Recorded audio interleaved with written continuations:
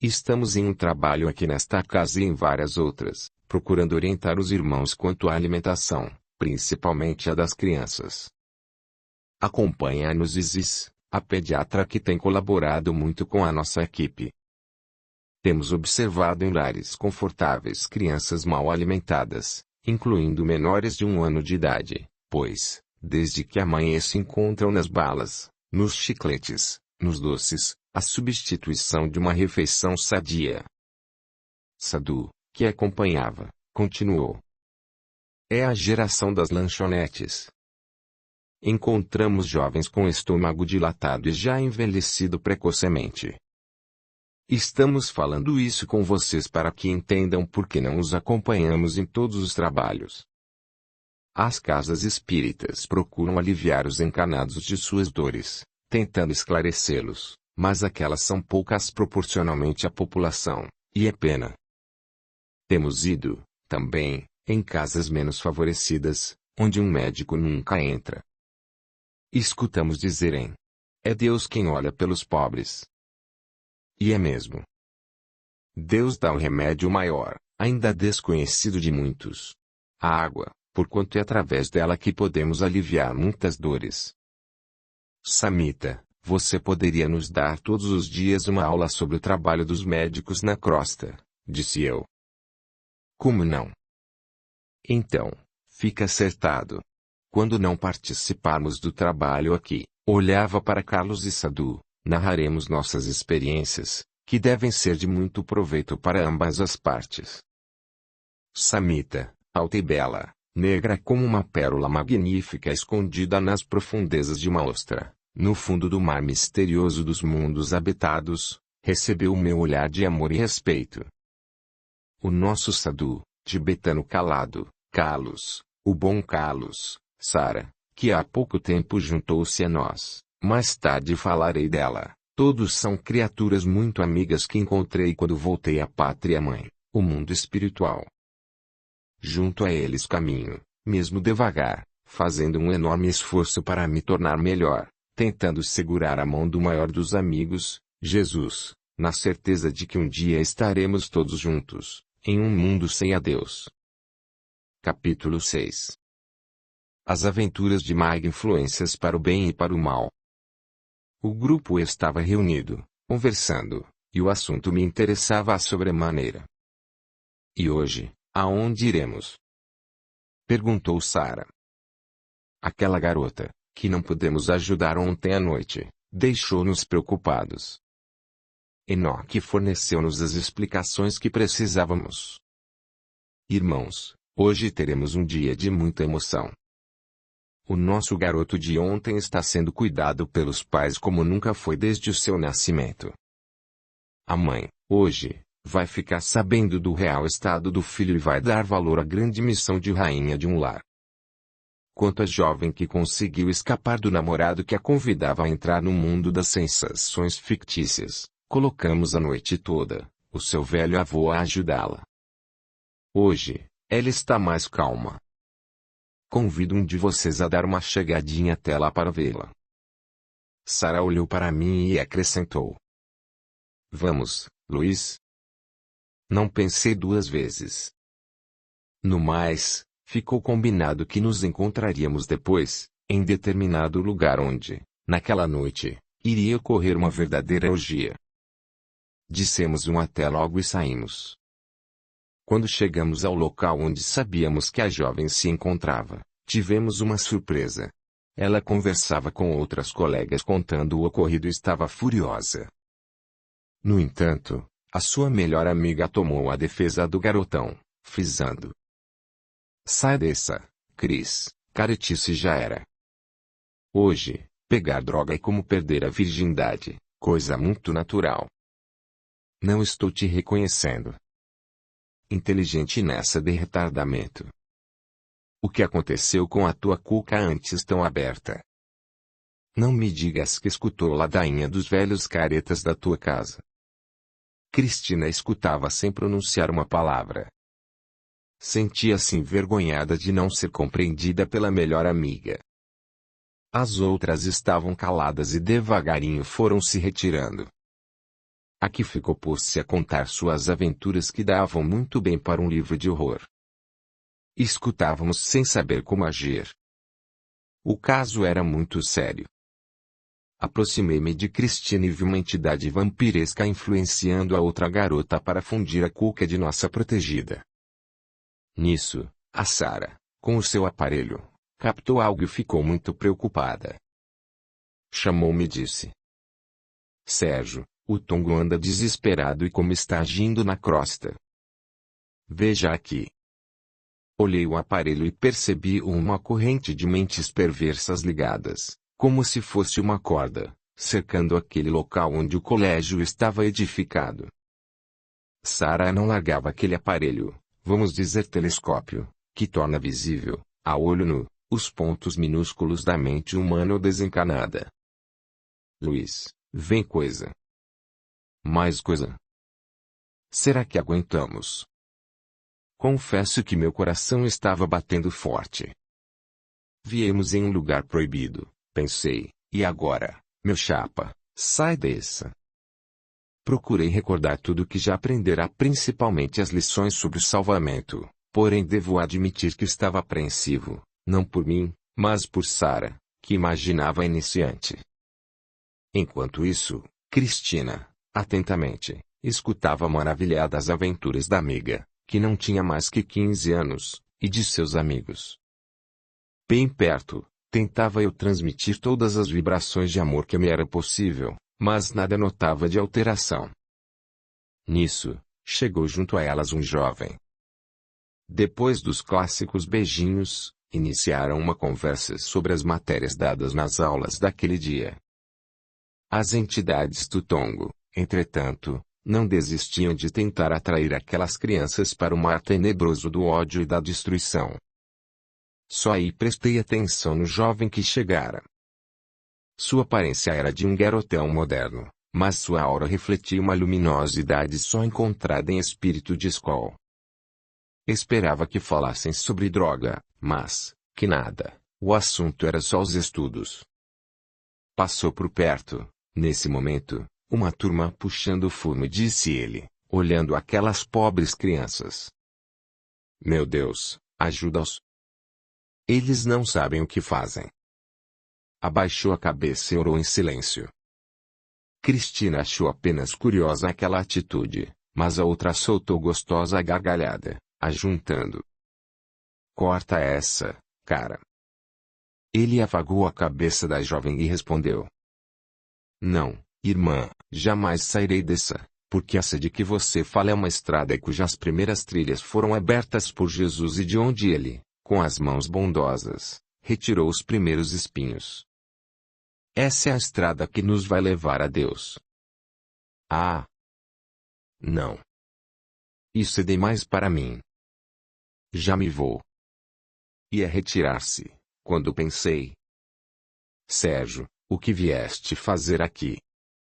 Só escutar conversa. Essa irmã é uma doente e, como tal, precisa de médico, e nós estamos no trabalho do maior dos médicos. Jesus. Vamos. Mãos à obra. Segurei a irmã pela cabeça e orei com todo fervor, pedindo, não, implorando a Deus, a Jesus, a Maria, a todos os grandes espíritos para que ela escutasse aquele rapaz. Consegui retê-la. O nosso garoto convidou-a para conversarem num lugar mais aprazível e elas aceitaram. Orientou-as, então, com palavras de sabedoria do Evangelho. Ele era um espírito de grande missão na Terra. Nós só fizemos ajudá-lo com passes e intuições. As duas, agora, estavam deslumbradas. Ele lhes prometeu um livro muito importante. Memórias de um Suicida. Gostaria de permanecer ali indefinidamente. O jovem me atraía, tão bem me sentia junto dele. Cristina aproveitou o momento para desabafar, contando o ocorrido com ela e ele, sem criticar o outro jovem, fez-lhe ver como é degradante a mulher no mundo das drogas. Prostitui-se apenas para satisfazer o vício, não sendo respeitada por ninguém, além de desmoralizar a família e até destruí-la. E, depois, como contrai dívidas para o futuro. Só aguardávamos que Maggie, vamos chamá-la assim, lhe contasse sua experiência com a droga. Com o auxílio de Sarah, que usou um método diferente do usual, ela começou. Sabe, há pouco tempo puxo fumo. Não queria me ligar, mas a turma é legal demais e não vi mal algum. No princípio só fazíamos a loló e temos um amigo especialista nessa mistura. A erva, às vezes, nem nos satisfaz. Tenho que confessar uma coisa. Quando tudo passa fico arrependida, pois sei que, com a cabeça feita, faço qualquer coisa para me satisfazer. Cara, o que me dói é quando chego em casa. Meus pais me adoram e minha mãe me tem como um bebê. Sou tratada com muito amor e o meu velho é um barato. Fico grilada quando escuto alguns caretas dizerem. São filhos largados, sem orientação. Qual nada. Sempre tive tudo. Entrei nessa para não ser desprezada pela turma. Se eu não topasse não tinha com quem sair. Eu estava gostando do Jorge e com ele fiz de tudo. Só que depois de transar com ele fui abandonada. Mas, e levantou os ombros, nem liguei. Vieram outros e tem vindo muitos. Tenho aproveitado a vida. Cristina estava com os olhos fixos em Maggie apavorada com tudo o que ouvia. Ela já sabia que a amiga puxava fumo, entretanto, não imaginava que o caso fosse tão sério. Quando Maggie terminou o relato das suas experiências, Cristina segurou-lhe a mão com carinho e falou. Veja se você se livra disso, Maggie. Vai acabar morrendo. Você é tão jovem, pode ainda ser amada. Até hoje, você só serviu para satisfazer os instintos de um grupo doente. Falava eu, e ela retransmitia. Maggie começou a chorar baixinho e o nosso amigo prometeu auxiliá-la, levando-a a um centro para tomar uns passes.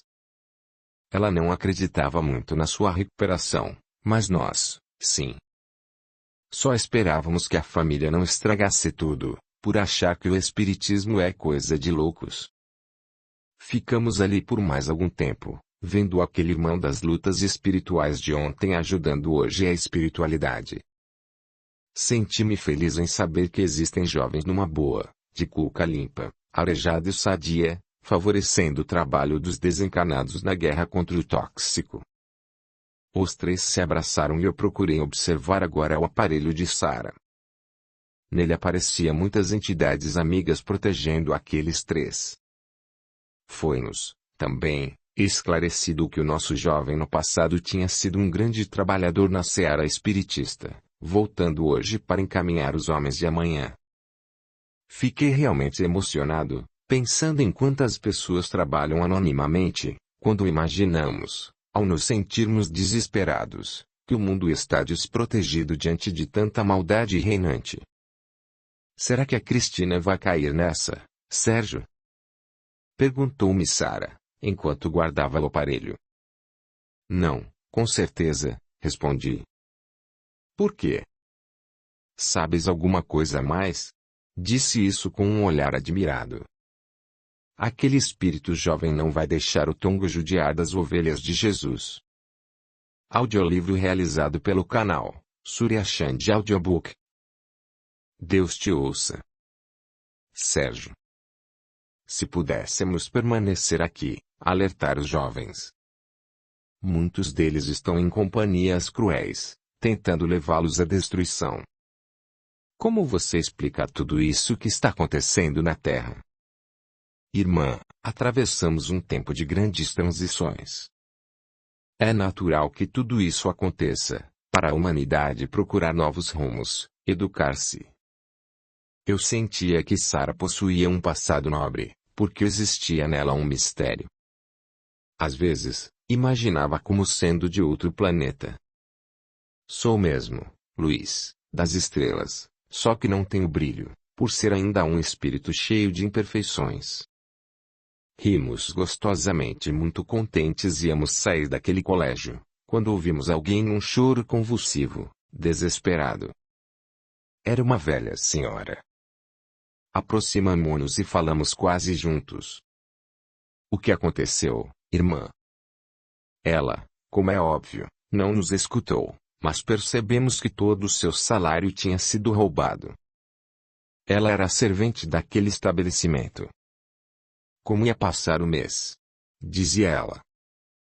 Além de tudo, estava com medo de comunicar o fato, pois imaginava que o dinheiro roubado ia ser aplicado na compra de fumo. Olhei para Sara, esperando que usasse o aparelho. Ela fingiu não me compreender. Lembrando-me, então, que sou espírito desencarnado, procurei enxergar a cena e vi 3 jovens praticando o roubo. E agora, seu Sérgio, que fazer? Pensei. A Sara consolava a velha senhora, que tremia, com medo dos alunos rebeldes. Eles lhe tinham deixado um bilhete, ameaçando-a.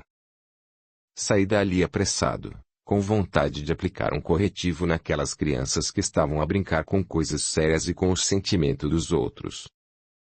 Tirar de alguém que ganha tão pouco, trabalhando para comer, quando eles tudo possuem. Infelizmente, nada os contenta. Encontrei o chefe. O dinheiro estava ainda intacto. Chegando junto dele me transferi, conseguindo como que me fundir ao seu perispírito, para sacudi-lo, através de vibrações boas e assim poder ajudá-lo a tornar amoroso o seu coração. Ele disse aos colegas que o acompanhavam: Caras, estou zonzo, zonzo. Meu coração está batendo forte. Não sei o que tenho. Sinto vontade de chorar. Estou me sentindo podre, pensando por que fiz aquilo. Agora você tem feito coisas piores e só porque tirou a grana da otária está a tremer. Eu vibrava cada vez mais, colando-me a sua aura e ele se sentia mal mesmo. Levantou-se de um salto, correu e chegou perto da senhora, jogando o dinheiro. Dona Maria, alguém lhe mandou isso?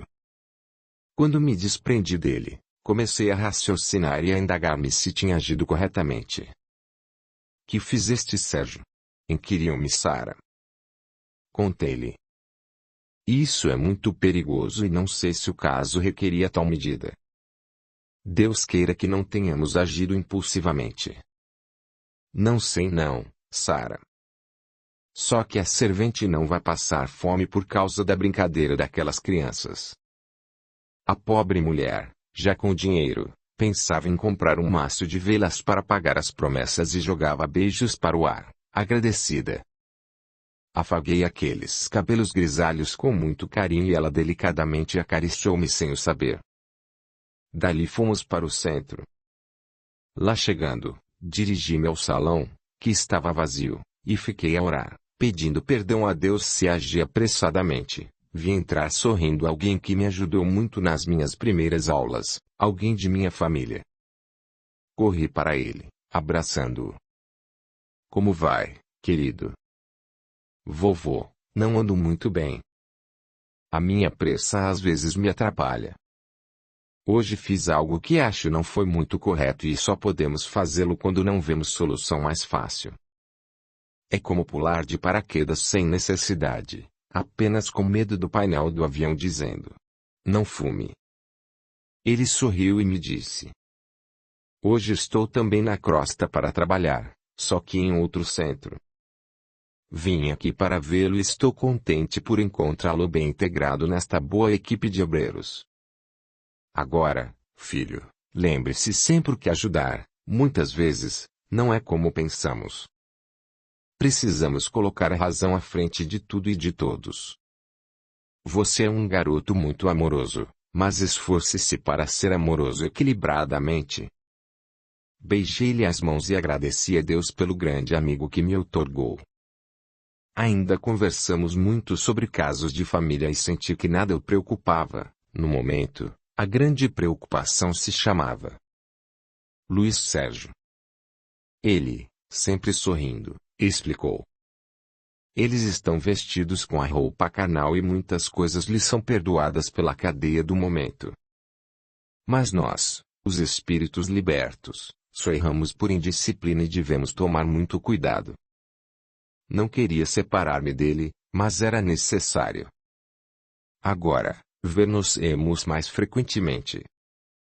Estou aqui perto. Abraçamo-nos carinhosamente e ele se retirou, belo e querido. E assim, fiquei a orar, lembrando-me de tia Ernestina, que há muito não via, desde os meus primeiros dias na pátria espiritual. Capítulo 7. O plantio livre, mas a colheita obrigatória. Festa da perdição. Só percebi que Nokia estava ao meu lado quando perguntou. Garoto durão. Como foram as aventuras nas florestas bravias? E foi sentando em frente a mim, em posição de lótus, esperando que eu lhe respondesse. Fitei o nosso amigo oriental com carinho e fui narrando o acontecido. A minha apreensão ao ver aquela pobre senhora ser lesada por garotos fúteis e abastados, só por desejarem brincadeiras mais fortes. E por que não usou a ligação das mentes? Para tal não precisamos forçar ninguém. Reconheço que na hora me esqueci. Sei que errei, peço desculpas. Luiz, os espíritos como nós, que se propõem a ajudar o próximo, devem fazer tudo para respeitá-lo. Os encargos que nós recebemos não nos dão o direito a intervir no livre-arbítrio de ninguém. Quando isso tentar ocorrer com você, ligue-se ao alto e peça auxílio. Nós somos trabalhadores do Senhor. Ele sempre socorre sem se envolver e é o que devemos fazer também. Enoque, e os outros espíritos que trabalham para os encarnados, tudo fazendo por eles. Isso é certo. Um jardim é composto de várias qualidades de plantas. Todas elas foram criadas por Deus. Umas em sua plenitude, outras apenas germinando, mas, mesmo assim, o jardim é belo. Não devemos ficar indagando por que Deus permite que a urtiga cresça junto a outras plantas e os insetos caminhem sobre as flores. Irmão, não podemos desejar que no jardim só desabrochem belas flores, nem desprezar os insetos, porque também são úteis. Se alguns espíritos desejam ajudar os encarnados, esquecidos do livre-arbítrio, nós devemos respeitá-los, pois necessário se faz que eles assim hajam. Mas, apiedemo-nos dos que abusam e não respeitam um espírito, seja encarnado ou desencarnado. As dívidas serão aumentadas e como? O plantio livre, mas a colheita desses irmãos será mais que obrigatória e, como diz o Evangelho, sentirão o ranger de dentes, pois a consciência irá acusá-los de, um dia, terem encontrado a fonte cristalina do Espírito e, por comodismo, não sabendo saciar a sede nas águas da verdade, afundaram-se em práticas estranhas. De um salto, levantou-se, mudando de assunto. Vamos hoje a um lugar que necessitamos ver, para dar graças a Deus por termos chegado onde estamos. Retirou-se, e eu permaneci onde estava, a orar. Íamos descansar, depois, mas o nosso amigo havia dito que precisávamos sair e ordem é ordem, mesmo quando nos é transmitida com palavras suaves e amorosas. Carlos entrou de mansinho, sem querer perturbar-me. Senti vontade de abraçá-lo pelas lições de bondade e de equilíbrio que me oferece. Ele representa muito em minha vida. Disse-lhe. Obrigado, amigão, por me ter como companheiro. Sérgio, Jesus, quando veio à Terra, nos deixou a grande lição de humildade ao dizer aos filhos de José que o procuravam. Quem são meus irmãos? Quem é minha mãe? Ele quis nos ofertar a bandeira da fraternidade dizendo que irmãos são aqueles que se respeitam e se amam, que nós só vamos dar valor a Deus no dia em que nossos corações estiverem unidos em uma só harmonia. A fraternidade. Tenho grande afeto por você, também, companheiro. Muito emocionados, dali nos retiramos, abraçados, encontrando Samita à porta do centro, acompanhada do Sadhu. Os 4 mosqueteiros voltarão a atacar, brincou Sadhu. Temos um grande trabalho hoje. Enoque vai nos levar a uma casa, Não sabemos ainda onde é, mas pelo preparo dos aparelhos podemos imaginar que vai ser quente. Pensei em Karina, Sara e Enoque, mas Samita leu os meus pensamentos. Frade, somos os 4 mosqueteiros e não os 7. Mosqueteiros ou fofoqueiros?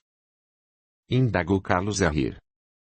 Fomos andando, nos divertindo, quando deparamos com Enoque no jardim a conversar com um jovem. Estava bem alegre, pois ria expondo os alvos dentes, o espírito que não envelhece, a eterna criança, que se apresenta como um jovem oriental de 19 anos, mas, nas horas de testemunho, possui uma experiência de 300 anos. Aproximou-se de nós e falou em tom jocoso. Onde vou ficar? Sou o 5º fofoqueiro e não posso afastar-me da brincadeira.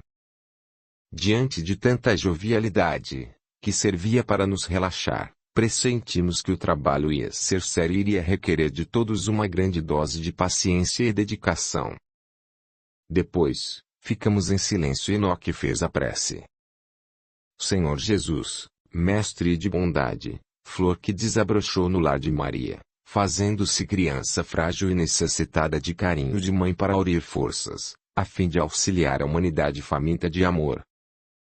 Querido Jesus, hoje encontramos na terra, ainda, flores sem perfume, mas espíritos necessitados de tua proteção. Amado Mestre, esperamos de ti que nos perdoes os erros de ontem, permitindo que consigamos evitar que os vícios destruam a juventude e a família. Mestre, aqui nos encontramos, espíritos carentes, oferecendo nossas mãos para arar na tua seara, fazendo nela o que nos ensinaste através do exemplo de amor a Deus e a todos nós, quando levantaste paralíticos, quando deste luz aos cegos, quando ajudaste os coxos e estropiados. Hoje, Jesus, pedimos-te. Dá-nos forças para o trabalho que este se multiplique em muitos outros pelo exemplo que demonstraremos como teus seguidores. Assim seja. Quando Enoque findou a prece, notamos que seus olhos estavam marejados. Saindo dali, chegamos a um local retirado da cidade, onde a música alucinante fazia mal aos ouvidos. A minha surpresa foi tão grande que arregalei os olhos procurando me convencer que não estava no umbral da espiritualidade, só percebendo que era a terra pelas entidades coladas aos jovens encarnados, aspirando, junto a eles, as mais estranhas misturas. Tive que fazer força para não me desequilibrar. Ali era o inferno mesmo. Jovens meninas, com fisionomia de bebês, exploradas em excesso pelo uso dos tóxicos. Irmãos, ninguém poderá imaginar uma cena dessas, apenas aqueles que já presenciaram. Desprezando o aconchego de seus lares, ali se encontravam eles, expostos ao vento e ao frio, completamente despidos, em verdadeira orgia, o inferno da droga. Estava atônito. Logo chegaram os aparelhos e, do alto, desceu uma massa fluídica que os isolou imediatamente daquela pesada atmosfera. Foi criado ali um mini laboratório, ou melhor, pronto-socorro. Sadu e os outros médicos iniciaram o trabalho de assistência e de fabricação de remédios. Aqueles aparelhos moderníssimos, que no futuro serão trazidos para a Terra como grandes descobertas científicas, estavam em funcionamento ali na mata. Várias injeções foram preparadas por Samita que as indicou para mim e Enoque, esclarecendo. Vão aplicando naqueles que se encontram em pior estado. Alguns deles, com mais uma dose de tóxico, desencarnarão e Deus deseja que todos sejam salvos. Muitos jovens jaziam no chão como verdadeiros trapos humanos. Os falsos amigos abandonam os fracos, como eles os chamam sem dar atenção ao estado em que se encontram. Cheguei-me para ministrar o remédio. Estava babando, a língua crescida. Segurei seu pulso e constatei que estava muito mal. Quando pensei em chamar Samita, ela já se encontrava junto a mim. Conseguimos fazê-lo deitar-se. Sua aparência indicava não ter mais que 16 anos. Começou a roncar.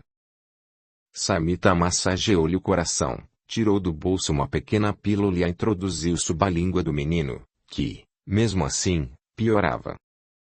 Sentia-me penalizado, imaginando a dor que atingiria seus pais se soubessem que o filho estava prestes a desencarnar por excesso de drogas.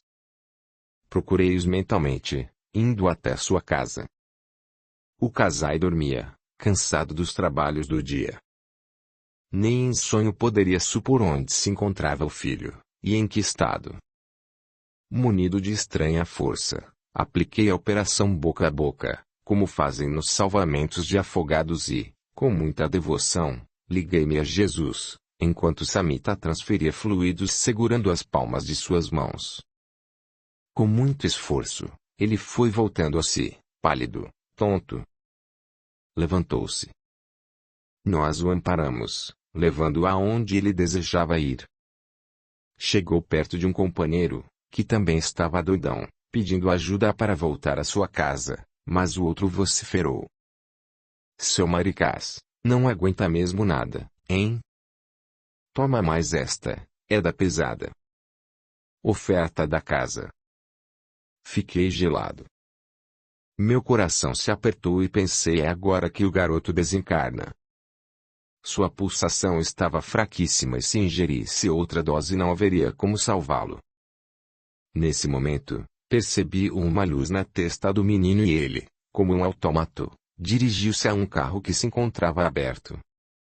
Atirou-se no assento, procurando repousar, dando-nos a oportunidade de atendê-lo melhor.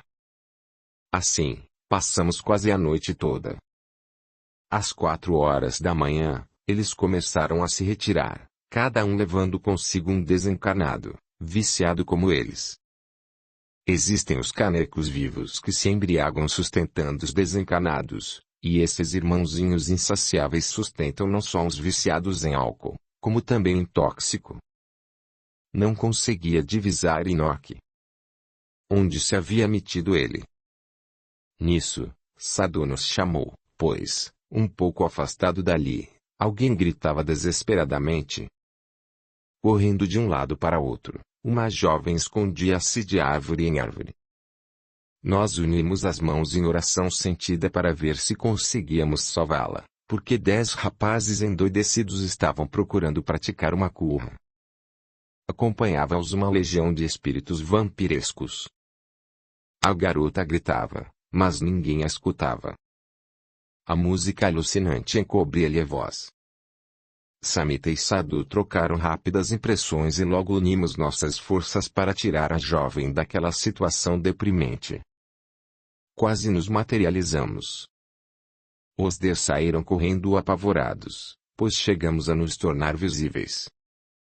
Só assim eles a soltaram. Os obsessores também fugiram, sabendo que os missionários de Jesus estavam ali para ajudar. A mocinha, com o susto, desmaiara e estava sendo atendida pelos nossos médicos. Tínhamos de procurar algum jovem de bons instintos para cuidar dela. Ouvíamos, depois, contarem aos outros que os marcianos chegaram e salvaram a garota, no que não eram levados a sério pelos amigos. Pensavam que já se achavam doidos demais e riam zombando deles. Enoque, já presente, nos propôs. Vamos pregar-lhes agora mais uma peça que talvez lhes sirva de lição. E, aproximando-se da turma, falou para ser ouvido. Jesus volta à terra para tirar a juventude do erro. Quando demos conta, estavam todos correndo, gritando apavorados. Um deles conseguiu articular, arfando. Nunca mais me drogo. Que alucinação besta é essa? As outras são mansas. Agora, com Jesus, a barra é pesada para se aguentar. Ninguém mais queria ficar sozinho. Procuramos tirar da mente deles tudo o que presenciaram. Enoque nos sugeriu. Vamos deixar uma pequena lembrança e muitos deles jamais voltarão a drogar-se, como fizeram hoje. Seguindo à nossa frente, firmamente, junto a cada um.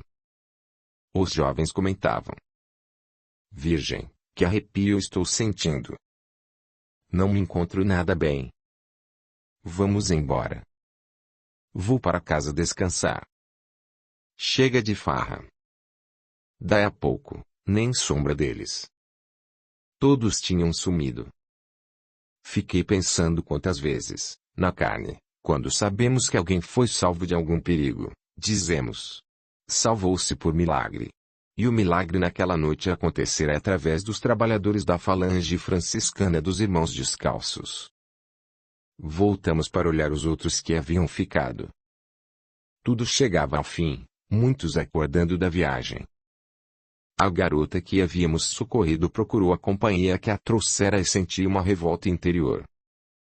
Notamos que uma jovem senhora desencarnada a amparava e soubemos que era sua mãe. Podíamos ficar despreocupados com ela, pois estava, agora, em boa companhia. Terminara a festa da droga. Olhamos os homens e as mulheres de amanhã, os responsáveis pela educação da família e pelo progresso da pátria. Fitamos o alto, esperando uma resposta. Tivemos a certeza de que a geração do terceiro milênio será sadia e feliz.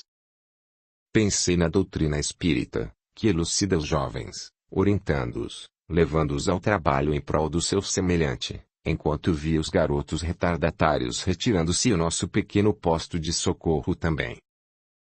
Samita completou meu pensamento. Sérgio, não podemos culpá-los. São bons meninos, apenas vivem uma liberdade que não sabem usar. Os pais acham que o melhor para os filhos é o conforto e se esforçam nesse sentido. Nada necessitando o conquistar, essas crianças acham a vida monótona, afundando-se, então, em aventuras. Nesse caso, Samita, e os pobres? Porque alguns ficam sem comer para comprar baseado. Os jovens pobres sonham em igualar-se aos mais abastados. É assim que pensam ser respeitados e tratados como iguais. É autoafirmação. Pedimos a Deus que tudo venha se acalmar para o bem de todos nós. Só nos retiramos quando o dono daquele lugar saiu, não sem antes fazer desaparecer alguns objetos utilizados, testemunhas das tristes cenas. Chegamos de volta ao centro. Nunca desejei tanto esquecer o que havia presenciado. O Tongo mantém na crosta uma filial à altura da do Vale dos Picos existente na espiritualidade. Um inferno terrível comandado por mentes pervertidas e gananciosas. Passamos pelo auditório e nos reunimos para orar. Era pelo que o nosso espírito mais ansiava. Fui o escolhido para proferir a prece e, assim, fiz a rogativa. Deus, Pai de bondade, perdoai-lhes. Eles não sabem o que fazem, pediu Jesus há quase 2000 anos e até hoje não sabemos que os atos errados nos ferem e nos destroem. Quando a terra veio, Jesus ensinou a cada um de nós o respeito para com o próximo e isso só iremos entender quando soubermos respeitar a nós mesmos. Pai, Jesus também disse que nem tudo poderia ser dito e que o Consolador viria tudo esclarecer, pois mais adultos nos encontraria. Hoje, Senhor, recordamos a parábola de Jesus. Ele nos disse que o mal é o que sai pela boca e não o que entra. Não compreendendo essas palavras, muitos envenenam o corpo carnal. Senhor, meu Deus, perdoai-lhes pela blasfêmia. Jesus quis se referir aos alimentos e às palavras. Jamais o Mestre nos aconselhou a ingerir venenos que mutilam o corpo fluídico e retardam nossa evolução. Ele quis nos dizer que o que entra pela boca só faz mal a nós mesmos, que o veneno nos torna suicidas e o suicida geme e chora no vale das sombras. O que sai da boca faz mal ao próximo, pois se o nosso corpo celeste se encontra repleto de impurezas, como poderemos oferecer algo de útil aos semelhantes? Ajude-nos, Pai de bondade, fazendo-nos entender as parábolas do Mestre Jesus, o professor maior, que veio à Terra nos ensinar o amor. Após a prece, os nossos amigos, orando baixinho, foram se retirando, um a um, ficando o Carlos e eu, conversando e analisando o ocorrido. Carlos, estou pasmado com o que vimos. A inocência está acabando. Audiolivro realizado pelo canal Surya Chand Audiobook. Como os jovens estão usando mal a vida. O que é isso, meu Deus? Sérgio, o problema é tão sério que a colônia dos Miosotes, ontem apenas um posto de primeiros socorros, hoje é um dos maiores hospitais escola com cientistas de outros planos, procurando diminuir o alastramento do veneno. Às vezes, choro de tristeza por constatar o atrofiamento das células em um dependente do tóxico. Quantas vezes, durante o sono deles, unimos-nos para tentar socorrê-los, mas eles fogem, não desejando a cura. As famílias ainda não despertaram para o perigo em que vivem os filhos, jovens, crianças, que para poderem conquistar o respeito dos colegas entram nesse lodaçal e se afundam cada vez mais. Antes de nos encontrarmos para esse trabalho, fizemos um curso de primeiros socorros em um dos maiores centros científicos da espiritualidade. Como médicos, precisávamos usar o veneno para melhor saber debelá-lo e com ele fizemos várias pesquisas. Notamos que os doentes dependentes sentem vontade de largá-lo, mas poucos o conseguem, porque a droga destrói o equilíbrio, afetando o sistema nervoso. Todas as vezes que o viciado faz menção de largar o vício, o organismo se rebela contra ele. É um círculo vicioso, de difícil compreensão. Só a fé pode salvar. Fortalecendo-se, através da prece, o dependente encontra coragem para lutar contra as mentes desencarnadas que sempre comandam qualquer vício, desde a simples maledicência. Esse trabalho é muito bonito. Para poder executá-lo é necessário que se possua uma conduta exemplar. Temos que nos encontrar sempre de coração puro e munidos de grande força de vontade para não desistir nas horas em que vamos presenciando as dores e o desespero. Escutara com todo o respeito as palavras do jovem e querido médico. Notei que o desabafo estava carregado de uma grande tristeza e que não só eu ficara chocado com as cenas da noite que passara. Ninguém melhor do que ele para saber, como médico, o demônio que vem a ser a droga. Sérgio, vamos descansar, convidou-me. E, abraçados, caminhemos para o alojamento. Se inscreva, e ative o sininho para receber as notificações de novos audiolivros. Curta, comente, compartilhe, e deixe o seu gostei, assim você estará ajudando o canal a crescer. A gratidão é o caminho da evolução. Capítulo 8. Reação da droga no organismo humano.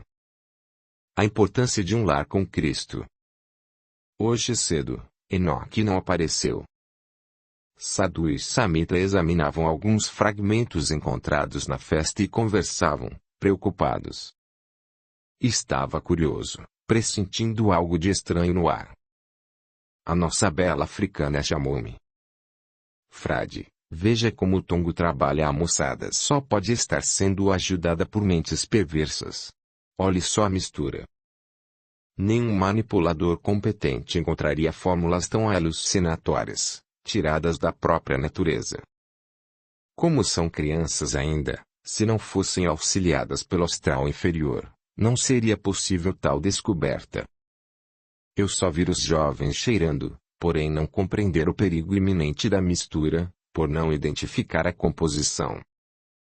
Samita projetou os leads da festa e apareceram alguns jovens que tinham sido escolhidos para serem radiografados com a finalidade de procederem a uma avaliação da droga em todo o organismo deles. Aí, chamaram não só Carlos, mas outros médicos que se achavam em trabalho na crosta. A coisa era séria mesmo. Agora a projeção vinha, não do aparelho de Samita, mas de planos mais elevados, enviada pelos grandes médicos da espiritualidade. Gostaria de poder relatar esta aula minuciosamente, tal a sua importância, mas tentarei reproduzi-la com a maior precisão de que sou capaz. Lembram-se da luz que foi projetada na testa daquele garoto que ajudamos. Ela era refletida por um pequeno aparelho, que ali fora colocado para radiografar os efeitos trazidos ao corpo pela nova mistura que o jovem estava experimentando, além do baseado que era consumido como sendo um cigarro comum. apareceu toda a reação provocada pela droga no organismo humano. O filme interessaria aos médicos encarnados e elas teriam surpresas fantásticas. Presenciávamos a destruição das células do corpo humano, enquanto que as defesas do organismo lutavam desesperadamente contra o veneno. Era uma cena terrível. Víamos agora, nitidamente, o terror se apossando do jovem, refletido pelos olhos alucinados. Ao mesmo tempo que se contorcia, babava, e o suor caía em grandes proporções. Virei-me para o Sadhu e exclamei: "Isso é divertimento. É antes um pesadelo de terror." Sadhu me respondeu: "Para você ver como há gosto para tudo. Quanto tempo esse jovem aguenta na Terra? Só ontem foram lesadas várias partes do cérebro e de outros campos nervosos. Não chegará aos 30 anos, isso a medicina garante, amigo. E vai ter lugar para todos esses suicidas na espiritualidade. Acho que os amigos espirituais vão ter que aumentar o vale dos suicidas. A humanidade caminha para ele a cada passo." "Só poderia vir de você esta piada", disse rindo o querido tibetano. "Sadhu, em caso de um tratamento nesses jovens, como poderemos fazer reviver essas partes atrofiadas?" inquiriu Carlos. "Boa pergunta, Carlos. É o que estamos a pesquisar. Temos que encontrar um meio de salvá-los em hospitais capacitados, tirando-os da dependência, fazendo-os voltar ao normal sem nenhuma lesão." Continuava olhando deslumbrado a briga dos venenos com as células sadias do corpo humano e agradecia a Deus por ter cuidado do meu, não tão bem como deveria, mas não chegando a trucidá-lo. "Samita, essa turma não acredita na morte. O que pensam do espírito? Será que imaginam que, morrendo o corpo, acabou tudo?" Sara, que nos escutava em silêncio, olhou para Samita e esta compreendeu. Após a sessão científica, ia ser projetado outro filme, pois recebemos ordem para continuar pesquisando. Eles tinham notado um ponto nevrálgico no jovem, por onde entidades abasteciam os instintos doentios e se saciavam com as emanações da droga. O garoto era um prato onde quase toda a comida era aproveitada por muitos. O laboratório espiritual, nessa altura, ampliou o filme e vimos, em tamanho maior, uma cena que nos deixou prostrados. Vampiros inalando as forças vitais do rapaz para reter as toxinas que aquele corpo tinha armazenado. Compreendemos, nesse momento, porque o viciado torna-se insaciável, sempre achando pequenas as doses e cada vez as aumentando mais. É que cada viciado sustenta uma legião. Víamos apavorados as sugações. Os nossos corações estavam inundados de tristeza. Unimo-nos em prece para que Jesus, o médico dos médicos, cure todos os espíritos doentes encarnados ou desencarnados. Sara levantou-se e orou com muito sentimento. Jesus, grande amigo das crianças, ampara todos nós. Faze, Senhor, com que os nossos corações se abram para receber das tuas sacrossantas mãos o remédio que desejamos para cicatrizar as feridas que se abrem em cada corpo, porque muitos ainda não te conhecem. Ajuda-nos ao esquecimento das nossas necessidades, mas não permitas, Jesus, que deixemos alguém sofrer ao nosso lado por não encontrarmos meios de auxiliá-lo. Senhor, precisaste de um lar para dar os primeiros passos neste planeta e encontraste em Maria a força que te sustentou nas horas das dores e das alegrias. Faze, Jesus, que todas as crianças encontrem no lar o apoio, o amor e a tua presença. Que todas as mães de família se unam pela oração, esquecidas da vaidade e do ouro, mas, sim, conscientes de que, hoje, a juventude necessita de um amor imenso para se salvar. Ajuda, Jesus, todos os pais a saírem da inércia. Que eles possam olhar em redor e encontrar os filhos ainda puros necessitando de proteção para não resvalarem no abismo da droga. E aqueles pais a quem a dor, o desespero e a tristeza fazem companhia diária, sejam despertados para a oração. Perceberão, enfim, que nunca estão sozinhos, que toda a espiritualidade luta pela paz das famílias. O Jesus, aqui tens as nossas mãos. Elas estão todas oferecidas a ti. Faze com que elas sejam o amparo e o remédio para aqueles que, esquecidos das tuas mãos, mutilados se encontram diante da dependência dos vícios. Jesus, que cada espírito se transforme em uma centelha de luz clareando todas as consciências. Assim seja. A prece de Sara nos comoveu. Ficamos em silêncio alguns minutos, com os nossos olhos rasos de lágrimas. Momentos após, já recompostos, Sadu murmurou: Sérgio, tudo tem um final e estas cenas que hoje se passam a vivo no planeta logo terminarão. As águas tranquilas do Evangelho irão preencher todos os lugares que se encontram vazios das palavras do Cristo. A terra está esquecida do Salvador. Religião hoje é considerada caretice, como dizem, mas aqueles que desde cedo colocam nas mãos dos filhos o Evangelho, jamais terão esses dissabores. As famílias têm que se conscientizar de que só podem ser salvas levantando trincheiras de amor onde nenhuma bala inimiga possa penetrar. Nos lares onde todos oram juntos, onde os filhos são educados na doutrina do Cristo, as mães não choram pela infelicidade de ter um dependente do vício em casa. Tem razão, irmão. Mas eles também não têm culpa se são orientados a compreenderem as religiões apenas como um culto aos domingos e não uma profissão de fé inabalável em Deus, no seu poder e na sua bondade. Se todas as crianças, desde cedo, receberem uma educação evangélica, não presa à letra, mas exemplificada com atos de amor e caridade, irão valorizar aquilo que possuem e vão desejar aliviar as dores dos que sofrem, não lhes sobrando tempo para destruir, principalmente a si próprias. Irão compreender que Jesus esteve na terra para construir o reino de Deus. E continuei. Hoje, graças à doutrina espírita, temos o culto cristão nos lares. Mesmo assim, quantos espíritas não o fazem, e, se o fazem, nem sempre contam com a presença dos filhos.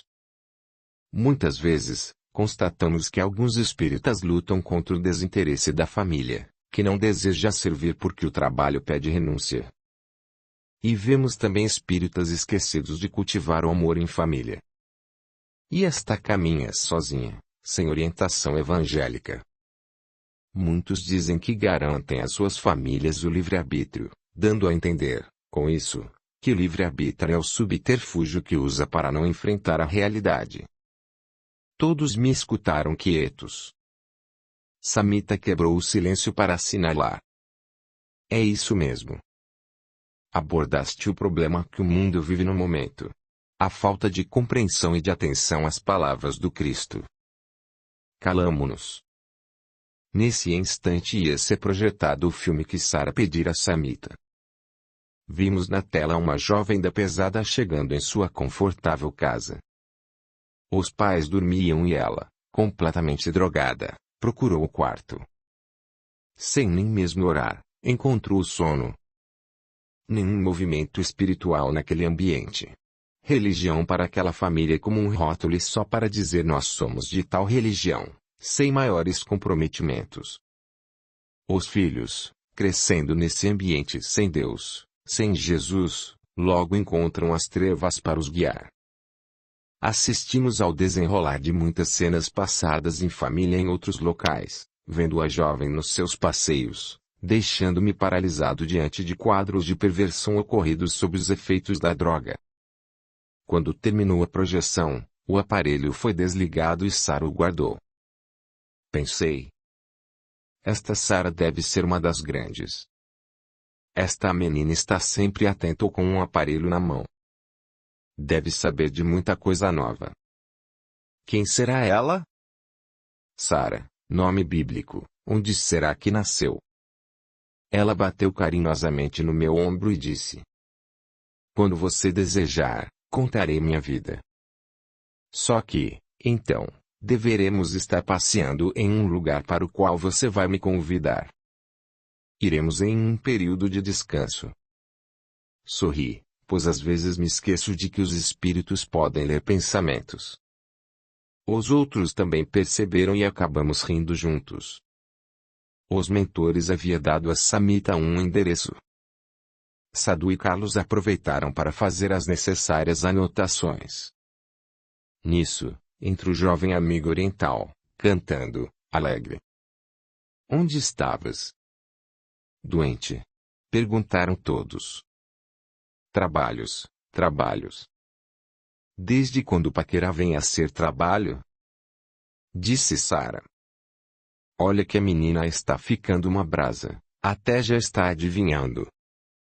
Encontrava-me, sim, paquerando, não o que todos estão a pensar, mas uma comunidade que nos pode ajudar realmente. Ela se reúne todas as semanas para orar pelos jovens. Quantas vezes necessitamos de forças e temos de nos valer da espiritualidade, quando poderíamos aqui mesmo na crosta encontrar esses recursos? Mas, raramente, descobrimos alguém preocupado com os jovens doentes.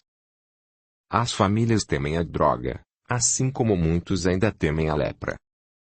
Nem gostam de falar dela, esquecidos de que, em muitos lares, ou já existia um viciado, ou abriga um.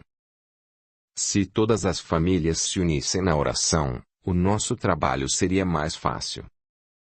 Tenho vontade de gritar bem alto, pedir aos que fazem o culto nos lares que dediquem 1 minuto apenas de prece aos nossos trabalhos. Era isso que eu fazia hoje o tempo todo. Pedi ajuda em todos os templos religiosos, para que orem pela felicidade de todos os lares, respeitando as palavras do Cristo, que é o de que mais necessitamos. E fiquei contente quando encontrei um recanto de amor que prometeu auxiliar-nos, orando para que tenhamos forças neste nosso simples mas amado trabalho, de mãos unidas com Cristo, para Cristo e ao encontro do Cristo. Capítulo 9. A tutora terrível. Tratamento providencial. Ficara deveras impressionado com os amigos da espiritualidade maior. Nós, aqui na crosta, não havíamos percebido os pontos negros no garoto através dos quais ele era vampirizado. No entanto, para aquelas entidades este fato não passara despercebido. Que organização, hein, Samita? Falei. Graças a Deus temos irmãos que tão bem usam a inteligência, respondeu sorrindo. Observava Samita, tão jovem, a manipular todos aqueles aparelhos. Recordei que quando a conheci, no início dos nossos trabalhos, considerava-a apenas uma auxiliar, assim como eu. Mas, com o decorrer do tempo, concluí que é possuidora de grandes conhecimentos, principalmente ao lidar com aqueles estranhos instrumentos. Fomos convidados pelos nossos amigos daquele centro para irmos ao salão de conferências. O silêncio normalmente reinante naquele lugar tornava uma câmara de refazimento. Sentado, fiquei escutando os meus amigos trocarem ideias, com o maior respeito, quase num sussurro. Nem me mexia para não quebrar a harmonia do ambiente. Naquele instante, agradeci a Deus todas as minhas vidas. Enoque, como mencionara, tinha encontrado um recanto de oração, composto de pessoas idôneas com grande vontade de servir, para nos ajudar. Os encarnados nem imaginam o que representam as preces feitas em uníssono com o Pai. E isso só conseguimos fazer quando estamos desejosos da nossa reforma íntima.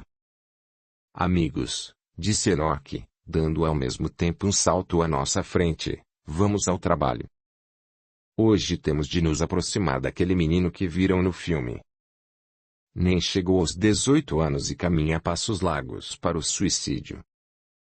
O cérebro já se encontra quase adormecido, resultando de sua dificuldade que tem de concatenar ideias, usar as palavras, falar e compreender, retardando os estudos. Samita está com o endereço. Vamos até lá. Porém, companheiros, não nos iludamos. Encontraremos alguns que já se comprometeram por demais com as trevas e devemos estar preparados se não obtivermos êxito.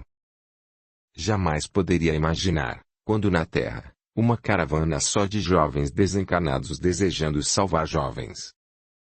Saímos, cantando o hino da colônia. O nosso amigo, como sempre, era o mais animado e feliz. Quando Deus foi repartir alegria e vivacidade, Enoque se pôs à frente. E como os recebeu? Enquanto nos dirigíamos ao nosso destino, deliciávamo-nos com as piadas e passagens interessantes da vida dos jovens, transmitidas por Enoque. Ele nos colocava a par dos mínimos acontecimentos terráqueos e até das gírias. Mostrava-se, aliás, muito bem informado. Chegamos. O chefe da casa já havia saído para trabalhar e a mãe, com uma leve indisposição, ainda não se levantara. Tivera um sonho estranho, pensava ela. Lembrava-se de algo terrível. Tinha a impressão de que alguém lhe advertira que estaria o filho sendo dominado por drogas fora levada durante o sono para receber orientação sobre o estado dele. Karina não havia nos acompanhado e quase caí de surpresa quando a vi sair do quarto da jovem senhora. Aproximou-se, rindo para nós e explicando. Já me encontro aqui há dias, preparando o ambiente para vocês. Olhei curiosamente ao redor. Tudo muito limpo e decorado com muito gosto. Só algumas pontas de cigarro nos cinzeiros destoavam naquele ambiente. Pela quantidade de garrafas de bebidas finas, poder-se-ia deduzir que o casal gostava de recepcionar os amigos. No mais, tudo normal. Sentei-me confortavelmente em uma linda cadeira, apreciando o extremo bom gosto na decoração. Sadu observou e saiu-se com essa. Recordando os velhos tempos, hein, Luiz? Na minha casa nunca teve uma desta. É luxo demais, respondi logo em seguida. Todos rimos e Enoque interferiu. Vamos ao serviço. Chega de brincadeiras. Todos já sabem o que fazer. Era quase meio-dia. O jovem, que costumava trocar o dia pela noite, naquela manhã acordou relativamente cedo para ele. O seu semblante denotava preocupação. Também fora levado durante o sono à espiritualidade, juntamente com a mãe. Levantou-se e nós o cercamos de carinho. Pensava eu. Como é possível um moço saudável jogar a vida fora, apenas por algumas gramas de veneno? Foi direto à geladeira, ingerindo grande quantidade de leite, certo de que iria, com isso, diminuir a intoxicação. Notei que os nossos médicos não se aproximavam dele, saindo mesmo de perto. Pouco depois, desapareceram. Não compreendi, nem pude captar aonde iam. Enoque colocou as mãos espalmadas sobre a cabeça do jovem, pois ele se sentia mal, desejando devolver o leite ingerido. Percebi que também tinha que ajudar. Olhei as minhas mãos e, com elas, colhi energias para oferecê-las ao doente. Estávamos nessa posição, quando ele procurou o banheiro devolvendo o alimento. Um encarnado, vendo-o, iria dizer: coitadinho. E correria a dar-lhe um remédio que evitasse o vômito. Nós, os amigos do lado de cá, desejávamos justamente o contrário. Que ele vomitasse bastante. Em cada golfada era eliminada uma goma escura de miás mais pesados, uma cena assustadora. Era como se pequenos animais fossem devolvidos pela boca. Quase desfalecido, levamo-lo até sua cama e, nesse momento, escutando o barulho provocado pelos vômitos, entrou a mãe, ficando apreensiva ao vê-lo e desejando levá-lo ao médico.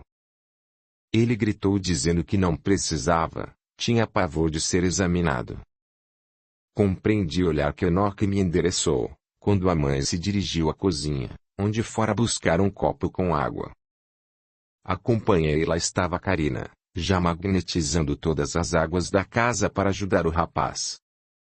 A preocupação desse espírito era salvar mais um prisioneiro de droga, pois, no pretérito, ela mesma passara pelas mesmas experiências terríveis e destruidoras. Audiolivro realizado pelo canal Surya Chand Audiobook. A mãe voltou para junto do jovem, levando uma garrafa.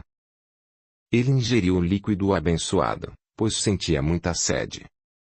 Olhou para a mãe e perguntou: "O que a senhora colocou nesta água?" "Nada", respondeu. "Não temos remédio para vômitos em casa. Quero levar-te ao hospital, mas te recusas." "Não é nada, mãe. Ontem comi um sanduíche que me fez mal e até pesadelos tive essa noite." "Interessante, eu também os tive, mas como ando fazendo o regime não vim a saber a causa." Pensei. Se eles soubessem a causa iriam sair em correria louca ou morreriam de susto. A mãe acariciava aquele ser muito amado. Ele também gostava da mãe, porém a droga o tinha adotado, era a tutora terrível. Alguns minutos após, retornaram os nossos médicos, Sadhu, Samita e Carlos, trazendo um líquido que injetaram na veia do doente. Ele se retorceu sentindo dor no braço. Todos estávamos atentos, protegendo-o. A mãe estava preocupadíssima. Só compreendi o objetivo da injeção quando vi a circulação do jovem intensificada e suas veias desobstruídas. O nosso amigo estava com um pé na sepultura, e com uma agravante, como suicida. Desesperado, sentia vontade até de materializar-me e contar àquele rapaz o horror por que passa um suicida. Ele era uma criatura protegida por mãe carinhosa e não estava dando valor a tudo o que possuía. Ignorava que corria sério perigo de vida. Queríamos ajudá-lo mas, entretanto, ele nos rejeitava.